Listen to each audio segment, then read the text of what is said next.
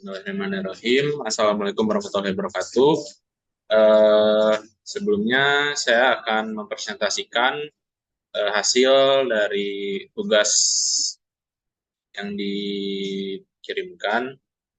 Oke, brandnya masih sama, time to second. Lanjut, saya akan memperkenalkan kelompok A6, yaitu ada Putri Yuliani, NPM akhirnya 195. Terus ada Alfadri Ridonta Bangun, NPM akhirnya 198. Selanjutnya ada Meina Aulia, NPM akhirnya 189. Yang terakhir ada saya sendiri, Lutfi Fazar Janto, NPM akhirnya 208. Oke, untuk selanjutnya bisa dilanjutkan oleh teman saya Meina, boleh silakan. Sebelumnya, thrifting itu adalah aktivitas membeli barang bekas dengan tujuan untuk dipakai kembali. Konsumen yang melakukan thrifting berpikir untuk penghematan sesuai dengan poin 1, yaitu siapa yang lebih membutuhkan thrifting. Thrifting yang kami jual umumnya dibutuhkan oleh para kaum remaja dewasa, karena thrifting didapatkan karena selain harganya murah, tetapi mereka juga mendapatkan baju bekas pakai dari merek-merek ternama. Banyak anak muda sekarang suka dengan barang-barang thrift karena memang unik dan mampu membuat penampilan berbeda. Selanjutnya akan disampaikan oleh teman saya. Sebelumnya, perkenalkan, nama saya Putri Yuliani dengan NPM 10090320195. Di sini saya akan menjelaskan mengenai analisa strategi STP yang terdiri dari segmenting, targeting, dan juga positioning terhadap bisnis yang akan kami jalani nantinya, yaitu bisnis thrifting. Langsung saja ke segmenting. Segmenting dari produk kami ini yaitu pria dan wanita yang memiliki minat terhadap fashion, berada di wilayah Pulau Jawa. Lalu target konsumennya yaitu ada para pelajar, mahasiswa, pekerja, dan juga ibu rumah tangga yang memiliki usia antara 17 sampai 28 tahun. Lalu yang terakhir memiliki penghasilan menengah ke bawah. Selanjutnya mengenai targeting. Targeting dari produk kami ini yaitu pria dan wanita. Kenapa kami memilih target konsumen pria dan wanita? Karena untuk saat ini wanita maupun pria itu sama-sama memiliki minat dan ketertarikan yang tinggi terhadap dunia fashion, sehingga kami memilih keduanya sebagai target konsumen kami. Lalu berada di wilayah Bandung dan sekitarnya. Kenapa kami memilih wilayah Bandung dan sekitarnya? Karena untuk saat ini kami masih memiliki keterbatasan biaya, sehingga kami hanya memilih wilayah Bandung dan sekitarnya saja. Lalu berada di usia 17 sampai 28 tahun.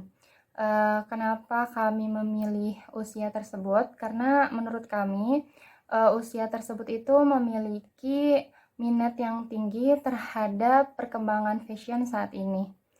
Lalu selanjutnya memiliki penghasilan 2-4 juta per bulan. Yang terakhir, target konsumen kami ini yaitu para pelajar, mahasiswa, pekerja, dan juga ibu rumah tangga. Nah, selanjutnya mengenai positioning. Positioning dari produk kami ini yaitu yang pertama, penjualannya tidak hanya secara offline tapi secara online juga. Lalu yang kedua, menjual pakaian bekas bermerek dengan kualitas yang baik dan terjamin dengan harga yang terjangkau. Lalu yang ketiga, menjual berbagai jenis pakaian bekas dengan model yang kekinian dan juga trendy. Sekian penjelasan dari saya. Selanjutnya akan dijelaskan oleh saudara Alfadri. Selanjutnya, saya akan menjelaskan seberapa besar potensi dan pangsa pasar. Bisnis thrift memiliki potensi yang cukup besar, terutama di pasar yang berkembang dengan baik dan memiliki konsumen yang sadar lingkungan serta mencari alternatif yang lebih terjangkau dalam berbelanja. Berikut adalah beberapa faktor yang menunjukkan potensi dan pangsa pasar pada bisnis thrift pemula ini cukup besar. Yang pertama ada konsumen yang semakin sadar lingkungan. Keterbatasan sumber daya dan dampak lingkungan akibat pembuangan limbah membuat konsumen semakin sadar akan pentingnya penggunaan kembali dan daur ulang barang. Hal ini menciptakan peluang besar bagi bisnis thrift yang menawarkan alternatif barang bekas yang masih layak pakai dan terjangkau.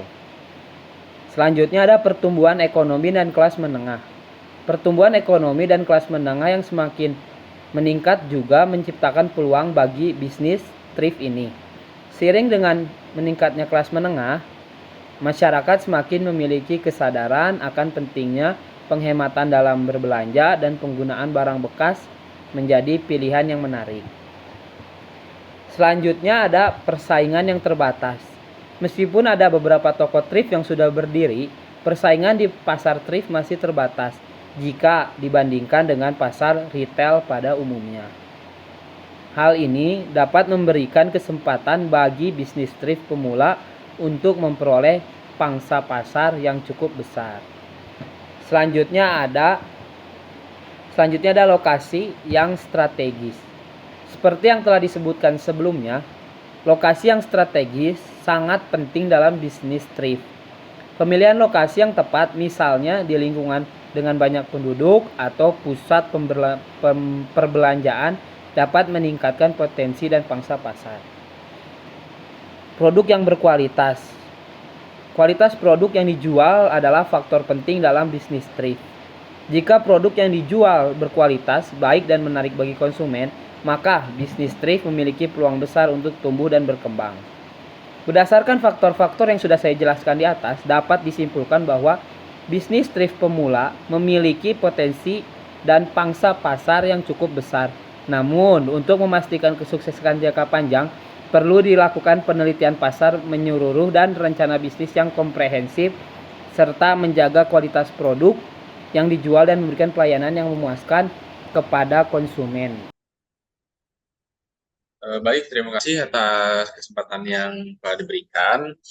Selanjutnya ada analisa marketing mix, yaitu saya memakai 4P, yaitu ada produk, price, place, dan promotion. Untuk yang produk, jadi ini produknya yang ditawarkan oleh brand saya, itu Time Second ini barang bekas yang berkualitas.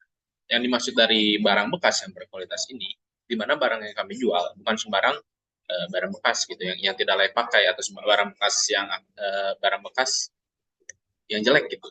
Tetapi ini barang yang memiliki merek yang bagus atau bisa dibilang yang berkualitas tinggi lah ya, dari sisi bahan dan desainnya gitu, yang beda lah dari yang lain gitu, yang jarang nggak pasaran lah bisa disebutnya.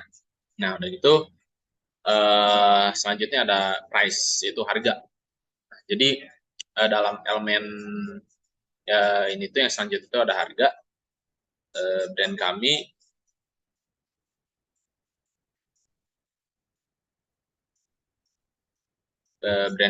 ini tuh menawarkan barang yang kami jual yang dengan harga terjangkau atau disebutnya murah gitu kan. Nah jadi brand kami ini menawarkan ini di mana barang yang kami jual itu walaupun murah tapi ini original gitu, dan barang yang emang bermerek. Dan itu barang-barang tersebut ini tuh walaupun murah bermerek tetapi ini tuh masih layak pakai. Kondisi presentasinya kisaran minimal paling kecil tuh 85% kondisi si barangnya gitu. Jadi masih worth it gitu. Dengan harga segitu, dan kami pun menjualnya gitu kepada konsumen, itu worth it gitu. Untuk selanjutnya dari place atau tempat. Ini tuh kami tuh ada tempat yang ada dua market yang kami jualkan itu dari tempat online dan offline. Dan dari online itu marketplace atau bisa disebut ya e-commerce kami itu ada Instagram, Shopee, dan Tokopedia gitu. Kalau dari offline tuh kami berjualan di tempat strategis. Nah, dari ini pun kalau untuk yang dari offline-nya, ini tuh di tengah kota gitu, yang ruang lingkupnya ada toko-toko makanan dan minuman, dan juga ada tempat-tempat fashion juga gitu, yang hampir sama, maupun baru ataupun yang bekas juga. Kenapa kami disebutnya strategis? Karena orang bakal berpandangan gitu, di tempat tersebut, di suatu tempat itu tuh bakal dipandang dengan tempat perbelanjaan dan tempat kuliner gitu. Jadi orang-orang tuh bakal kalau mau belanja atau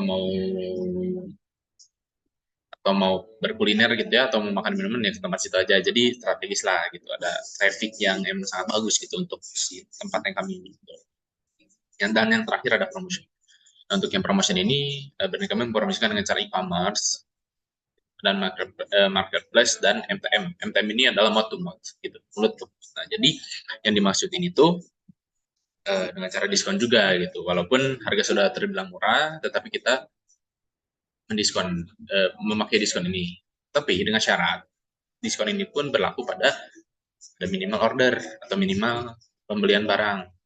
Misalkan barang harus dibeli itu mendapatkan diskon berapa persen, seperti itu. Nah, untuk yang mouth to mouth yang dimaksudin itu, jadi kayak dari teman mempromosikan ke temannya lagi, jadi mulut ke mulut gitu, menawarkan secara langsung. Atau juga ada di testimoni, word to mouth, jadi kata dari ke mulut gitu.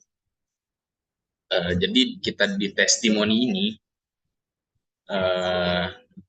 ada juga kita memakai strategi yang emang teman-teman kita pun mentestimonikan yang terbaik, yang terbagus, supaya orang-orang yang asing atau orang yang tidak kenal itu percaya, trust kepada brand kami itu. Seperti itu untuk penjelasan dari analisa marketing mix 4P ini. Dan sekian, terima kasih dari kelompok kami. Mohon maaf apabila ada kesalahan. Assalamualaikum warahmatullahi wabarakatuh.